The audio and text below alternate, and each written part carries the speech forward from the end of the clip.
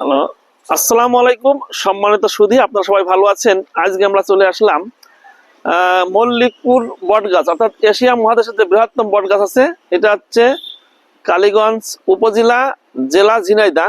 আর স্থান হচ্ছে মল্লিকপুর বটতলা। এখানে যেটা বটগাছ আছে, আপনাদের বিশাল আকারের এক বটগাছ আপনাকে দেখাবো, যেখানে 250 থেকে 300 বছর আগের এই বটগাছটা। এই একটা বটগাছ আপনার 2 একর 8 শতাংশ জমির পরে। তা আমি যেরকম নড়াইল থেকে আসছি এই বট গাছটা দেখার জন্য। যার নাম করা বট গাছ, যেহেতু এশিয়া মহাদেশের বিখ্যাত বট গাছ। ভাই, আপনি এদিকে আসেন। আপনি আপনি কোথা থেকে আসছেন? ভাই আমি পাবনা থেকে আসছি। ও, পাবনা থেকে দেখার জন্য আসছেন? হ্যাঁ, এই বট গাছের অনেক গল্প শুনেছিলাম, তাই দেখার জন্য মূলত আসছি। ও, এদিকে সরে আসেন। তাহলে আপনি পাবনার থেকে আসছেন দেখার জন্য? হ্যাঁ হ্যাঁ, দেখার জন্য তাহলে আসছি। দেখে আপনার কেমন লাগলো? হ্যাঁ, অনেক ভালো লাগলো। একদম প্রাচীন বট গাছ দেখে পুরাতন সেই এর কথা মনে পড়লো। সর্বোচ্চ বৃহত্তম বট গাছ, যেহেতু অনেক গল্প শুনেছি, আজ বাস্তবে দেখতে পেরে আসলে ভালো লাগছে।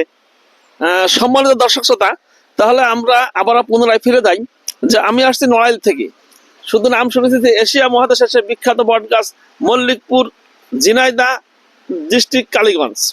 তা আমরা এবং আমাদের একটা ড্রোন নিয়ে আইছে, আমরা বাকি অংশ উপর থেকে ভিডিওটা করেছি। তা আপনারা আমাদের সঙ্গে থাকুন, দেখতে থাকুন। আপনার এই বটগাছ দেখার জন্য আসছেন? জি জি, জায়গাটা অনেক সুন্দর।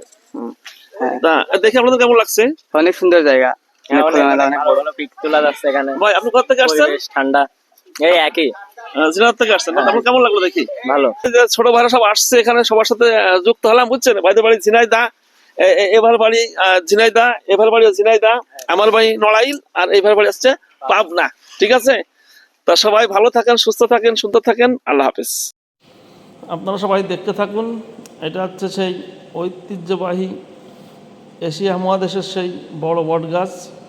আমরা আস্তে আস্তে মুভ করছি। আপনারা সব দেখেন যে এটা ছিল একটাই বট গাছ, এর বিভিন্ন জায়গার শাখা পোশাখা হয়ে প্রায় 40 থেকে 50টা শাখা হয়েছে। মূল গাছ ছিল একটা। তা আমাদের ভিডিও যদি ভালো লেগে থাকে, অবশ্যই আপনাদের পেজটা ফলো দেবেন, এবং এর পরবর্তীতে যে আমরা ড্রোনের ভিডিও দেখাবো, এই আপনারা অপেক্ষা করবেন। তা সবাই ভালো থাকবেন, সুস্থ থাকবেন, সুন্দর থাকবেন, এই প্রত্যাশা নিয়ে আজকের মতো এখানে বিদায় নিচ্ছি। আল্লাহ হাফেজ।